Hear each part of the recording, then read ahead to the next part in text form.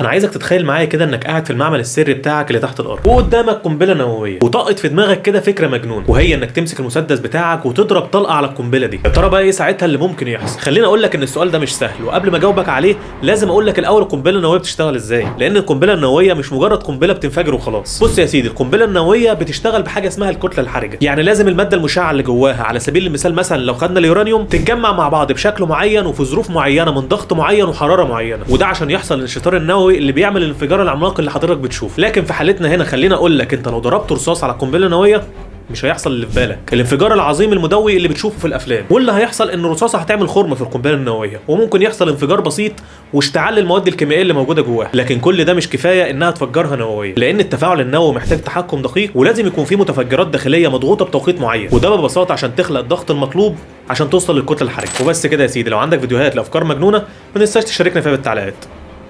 سلام.